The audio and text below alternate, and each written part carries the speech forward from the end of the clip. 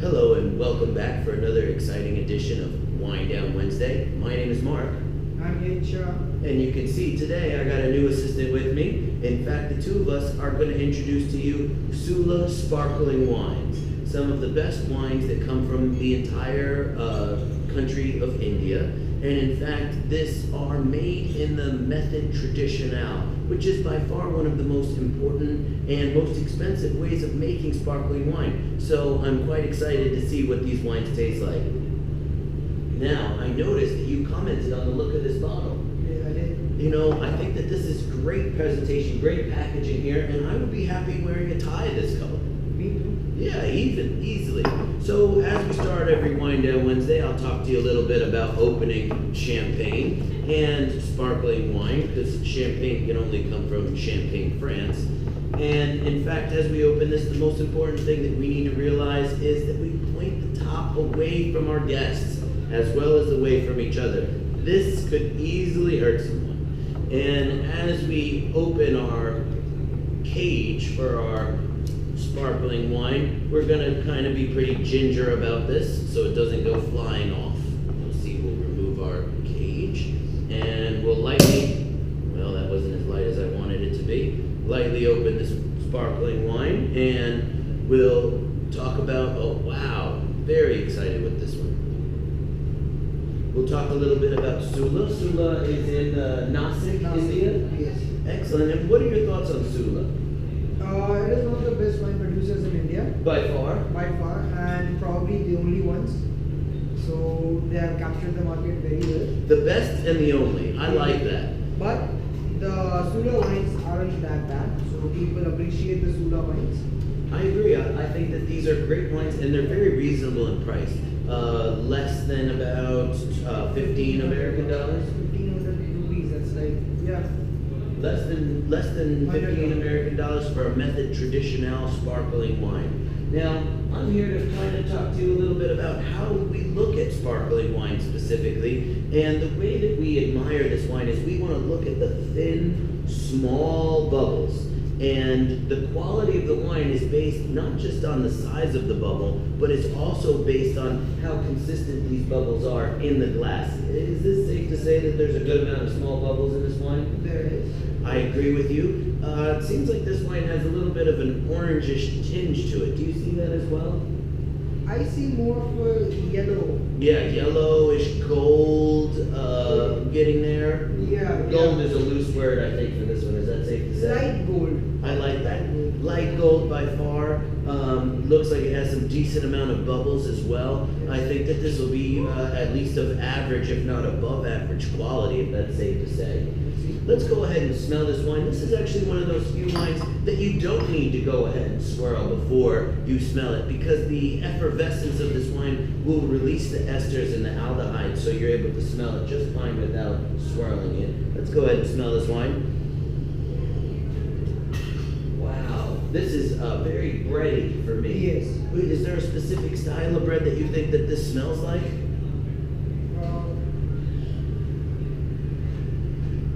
I get maybe some sourdough. Yeah, I think wheat. A little bit of like a whole wheat Whole bread. wheat bread. I definitely get a little bit of rye in here as well. Not very many fruits though, is that safe to say? No, I can smell a bit of lime. Oh, excellent. Now I'm so happy to have you today as my second half for this Wind Down Wednesday. And as I always like to, cheers before we try our wine.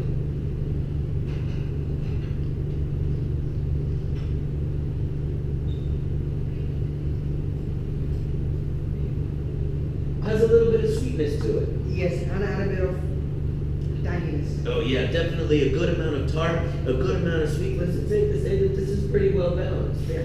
I think that I would definitely enjoy this wine on a nice, cool summer evening. Perfect. Easily. And what is there a specific food that you're thinking about that would go so well with this wine? I think prawns masala. Oh, that sounds delicious. I'm going with kingfish tandoori. Oh. Can I do that? Perfect. Oh, you give me a thumbs up. I like that. Yeah. Any dessert that you're thinking? As Wind Down Wednesday should always be about dessert.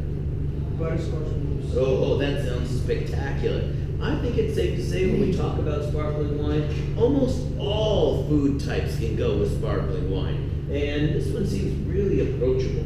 Yes. What about the finish of this wine? Do you find it enjoyable? Yes. Yeah, it doesn't linger in a bad way by far. And what about the alcohol? Do we feel a warmth in our throat?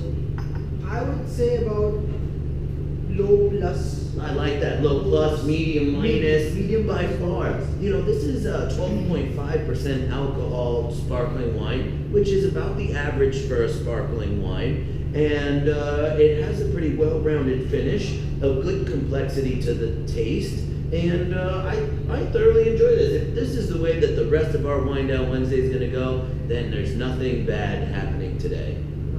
Let's go ahead. I think what we'll do is we'll dump this wine out and we'll open our next bottle of sparkling wine. Now, the first bottle that we had was the Brut Method Champenois, or Method Traditionnel sparkling wine. Now, the next one you see is a different color. Obviously, this is their rosé. And right off the bat, I noticed that there's something possibly growing in between the cork. So that leads me to believe that possibly this wine might not be as well kept as we would hope it to be. No problem. As we come prepared for every Wine Down Wednesday, I will not pour this in your glass before I rub and clean off the pieces. And I will ask to reach over here as I grab a quick napkin and give it a little bit of a twirl.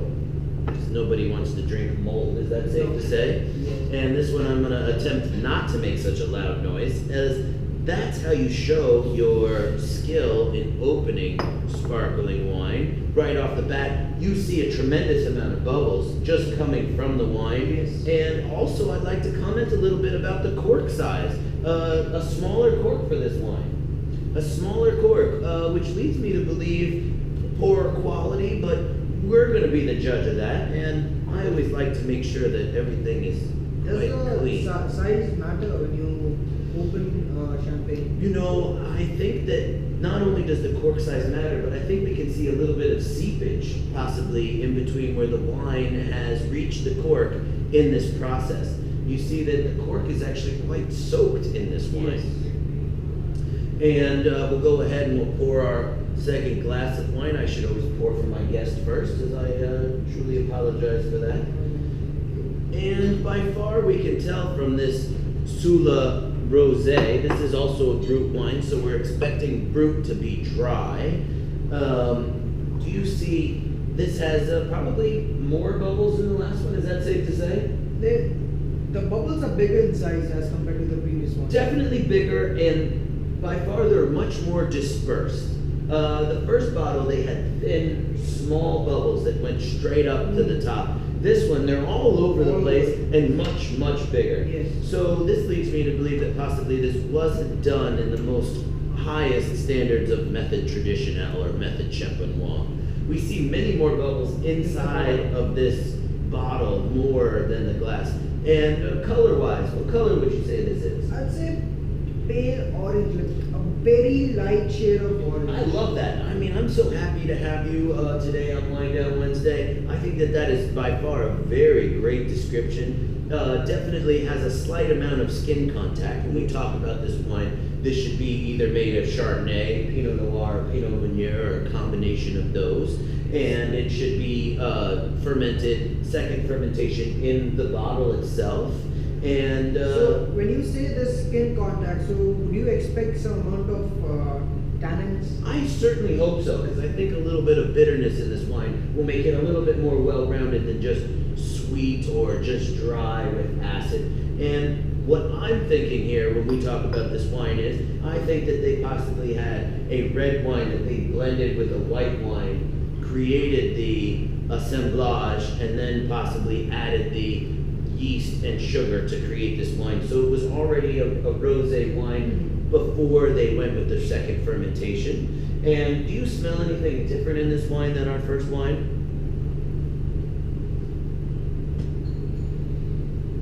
I'd say this is much more fruity. Yes. The first wine smelled a lot more yeasty or a lot more bready by far. This wine smells more like white fruits and well-rounded light red fruits. Pineapple. Pineapple for sure. Melon. Melons, I like that. I like that a lot. Some horn melon, some cantaloupe, maybe a little bit of honeydew. Yeah. By far, in fact, I think it's safe to say that this is like the color of a young cantaloupe. Yes. I was hoping for some watermelon in here, but I'm struggling to find some watermelon. If anything, I get a light bit of some young raspberry or underdeveloped raspberries. Does this wine smell better or worse than the first wine? I think this one is better than the previous one. I'm very excited, and as we like to in all Wine Down Wednesdays, Yes.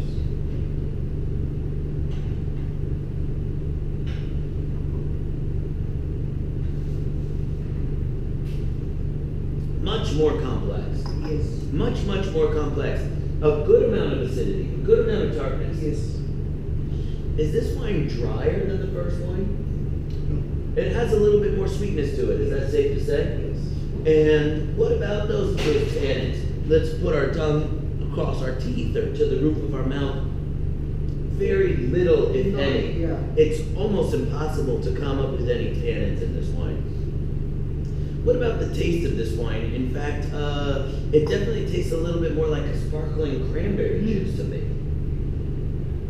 Yeah. I get much less bready notes and a traditional rosé flavor to it. Definitely those melons, a little bit of honey, some honeysuckle, some flowers in there. Definitely tastes much more complex than it smells. Yes. Without a doubt. And I think that this would go good with a nice chocolate dessert. Definitely. Is that you're thinking the same here? Yes. I definitely agree with that by far. And is there anything else you want to add? Did you like this wine more? I think if I had been given an option between these two, I'd prefer the first one much more better. You know, I'm sad to tell you, I'm a visual buyer, and I agree with you. Yeah. I agree with you, even though First I of like all- the rosé. First of all, the bottle is appealing. Yes. The way they have presented it, it's more appealing. Now, after we have tasted it now, given option, next time I go to buy, I'll buy the first one. Especially if they're roughly about the same price. Same price, same alcohol content, Yes. and they're both mentioned to be brewed. Correct. So everything is almost similar. I'd rather go for the first one. I agree, and I think that possibly a very cute lady would be more impressed if you brought this bottle on your date than maybe this bottle. Is that safe to say? Yeah. Yeah, they feel like it's a celebration, as every day with sparkling wine should be a celebration, without a doubt. You don't have to have a specific day, a birthday, an anniversary, a day to have a celebration. You can have celebration every day of the week, easily. And I'm really excited for our last wine. This wine is actually Secco. And what we talk Secco about this Rosé. Secco Rosé is we're hoping that this should have a little bit more sweetness to it. It's about 1% less alcohol, where the first two wines were 12.5% alcohol. This one is 11.5. And I see you're very interested in opening this one. I'm excited to watch you open this wine. Now, these two bottles said Methode Traditional. Now this is Methode Classique. Yes. What's the difference? You know, these two were made in the method of Champenois, or a champagne style, where this classic method of making sparkling wine means little to nothing. It's actually something that's used for a consumer to have a peace of mind. Because we know the four methods, the tank method, the transfer method, the traditional method, and then what we like to call the carbonation method. Yeah, exactly. And we see none of those on the label, so we're leading to believe that they've possibly made their own sparkling wine method. All right, that just sparks my taste buds every time I hear that. Not so many bubbles as compared to the previous one. And have you seen this wine is actually still quite Still, sparkling. it's sparkling, and the bubbles are Quite large. Yes. Yes, without a doubt. And we've already known that they didn't mention anything about method traditionnel or method champenois in this wine. So we'll be excited to tell maybe the viewers at home what these specific differences are between these three wines.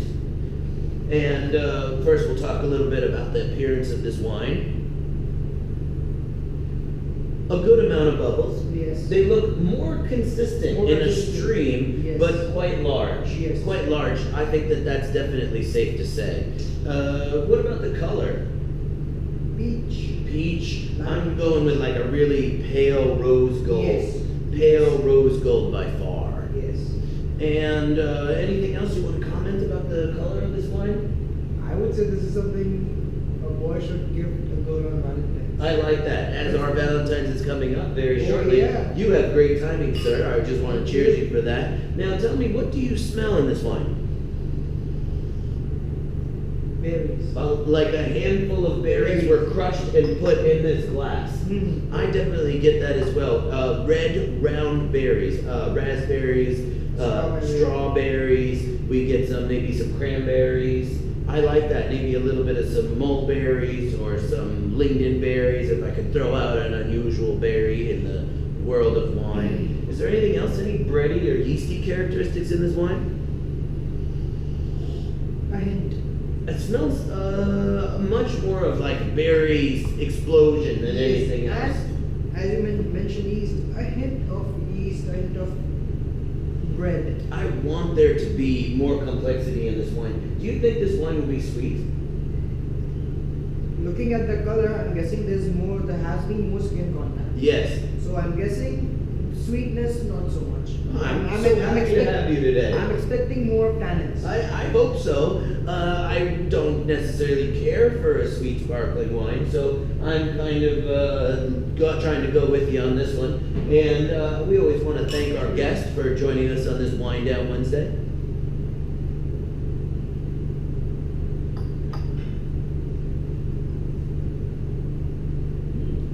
Sweet. Definitely. By far much, much sweeter than our first two wines. Is that safe to say? Yes. And no tannins. No, not very many at all. But it has a good amount of vanilla. Yes. The flavor profile has a perfect amount of vanilla, a little bit of caramel. It's almost like you took some fresh berries, you put some sugar on top, maybe bruleed them a little bit, and then added some vanilla extract. Now, I always like to ask this question, which one of these three did you like first, second, or third the best? If I have to rank number 1, number 2, number 3. Excellent. I think I'm going there as well. I didn't think I would care for a sweet sparkling wine, but there's something about this, the finish, the long flavor that lingers in a pleasant way in your mouth that makes you want more. Is that safe to say? And I believe that having a 1% less alcohol isn't necessarily a deal breaker. It didn't really affect the